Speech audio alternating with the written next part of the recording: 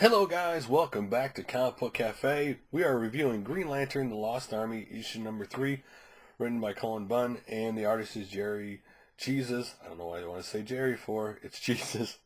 What's Saiz? S-A-I-Z.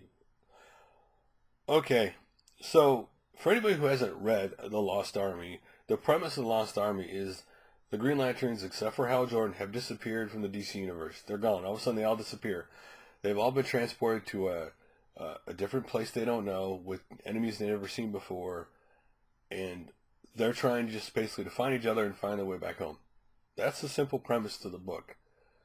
But what we're finding out in issue 3 is that this is not simply only that, but this is showing you a major past of the DC universe, or the universe before the DC universe, because this is the past of Relic. So this issue starts off with Relic, because he was in the end of the last issue, and the Lanterns at first, John Stewart's like, don't let him get away, we gotta stop him.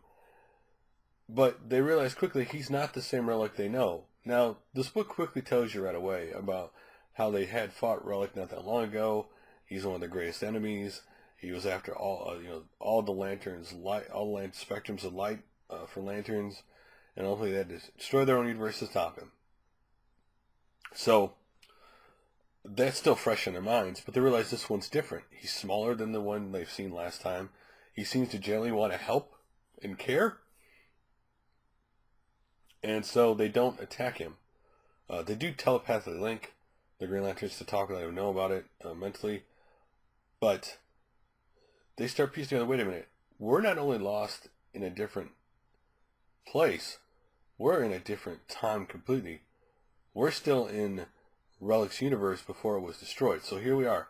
We are seeing Relic's past. We're seeing a past before it would later become the DC universe and the Green Lanterns we know. This is his past.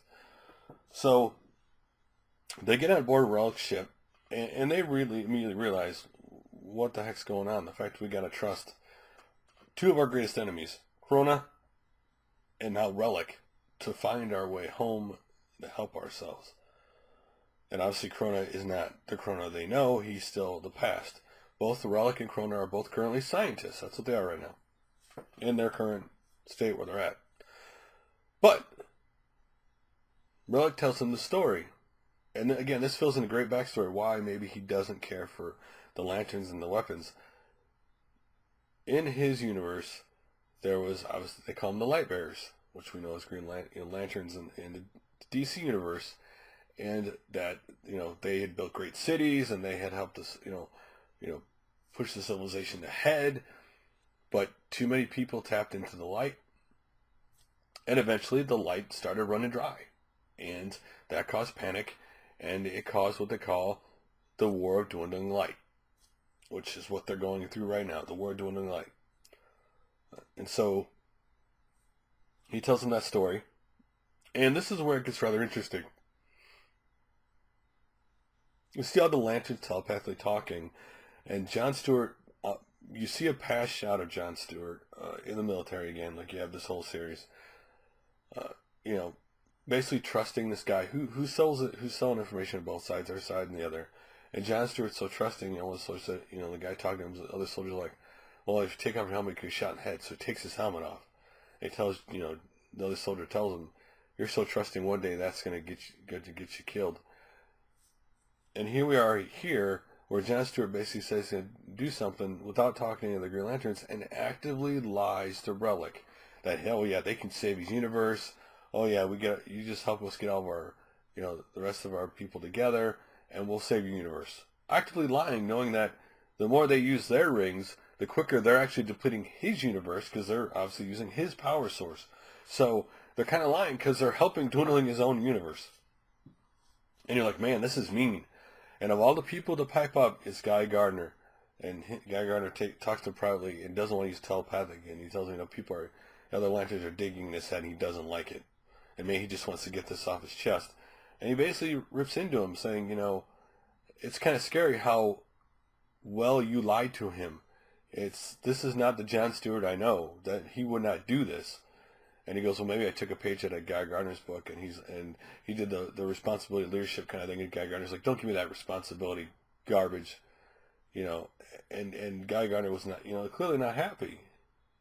You know, he's like, and Guy Gardner does make a point around this book to John Stewart, and they both realize it, that basically what they're doing, messing with both two of the greatest enemies now, or with both of them, eventually is going to burn them in the future. They understand that they have to keep their footprint not very big because they don't want to change history, because what they do now will determine the future.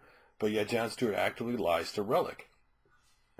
And so the Light Pirates show up, as Relic calls them, and in their ships, and the Green Lanterns go to fight him, to help him.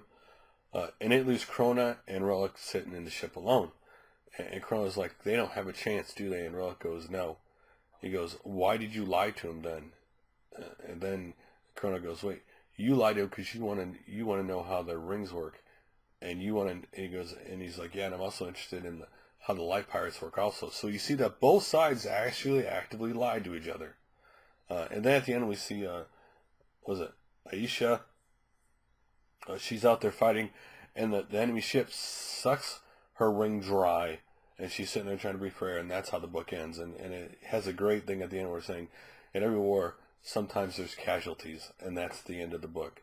Again, I've really enjoyed this series, because again, you don't know where it's going, but now we're starting to see the end of light. Okay. So, we're in Relic's universe. That means, obviously, ultimately, his universe has got to die. At least, that's how the timeline works. If any that doesn't happen, things change. And we're seeing that, okay, the Green Lanterns, the other Green Lanterns haven't got together with this group yet. There's only still a small group yet, so we don't know where the other Green Lanterns are yet. But we see that, okay, we're in Relic's past. Now, we don't know the end game or how they're going to get out of the universe, but it is rather interesting. Again, I've enjoyed this series a lot. And again, if you really want to enjoy, you can read this issue truthfully without reading the others, but you'll have no clue what's going on. Like, you won't know where the Green Lanterns got there. You don't know what they've been through so far. But at the same time, because they give you a small recap of Relic's past, you easily can understand the basis of what's going on in this book. But for more filler, you read the other two issues. I'm really enjoying this series so far. And I like the writing. I love the art in this book. Again, I've always liked the Green Lantern artwork for some reason. And it's nice. It's really cool to see history fill in. Because if you're somebody who jumped into Green Lantern right now, never read any of the issues, you're seeing, like, Relic's history. So if you ever see Relic in the future, you'll know who he is and what he means, why he's the Green Lantern's enemy, right? You'll know his past when reading about him in the book. This is what these kind of things are kind of cool in comics. When you, a certain point where you jump in, where you get to, know about a character, and then when you later see him, go, oh, I know that guy.